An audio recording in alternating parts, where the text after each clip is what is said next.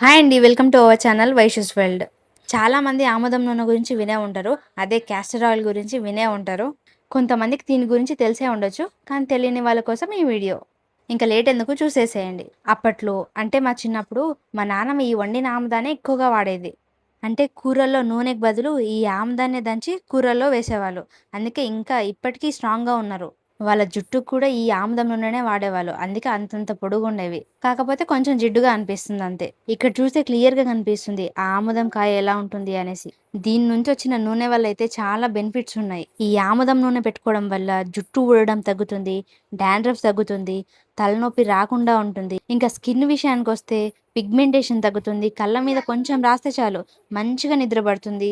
కళ్ళ మీద వచ్చే డార్క్‌నెస్ కూడా తగ్గుతుంది. కొంచెం నాభిలో వేసుకుంటే డైజెషన్ ప్రాబ్లమ్ తగ్గుతుంది. కాన్‌స్టిపేషన్ కూడా రాకుండా ఉంటుంది. ఇలా ఎన్నో రకాలుగా యూజ్ చేసుకోవచ్చు క్యాస్టర్ ఆయిల్‌ని. సర్లే గానీ ఈ చెట్టుని ఎప్పుడైనా చూసారా? అదేనండి టచ్ మీ నట్ ప్లాంట్. దీన్నే అత్తిపత్తి చెట్టు అని కూడా అంటారు. అప్పుడెప్పుడో నా స్కూలింగ్ టైంలో చూస్తే మళ్ళీ ఇదే చూడ్డం. మనం అలా టచ్ చేయగానే ముడుచుకుంటే భలే అనిపిస్తుంది గదా! జస్ట్ కొమ్మని టచ్ చేస్తే చాలు చెట్టంతా ముడుచుకుంది. మళ్ళీ కొద్దిసేపు అయ్యాక నార్మల్ అయింది. సో వీడియో నచ్చితే సబ్స్క్రైబ్ చేయడం మర్చిపోకండే.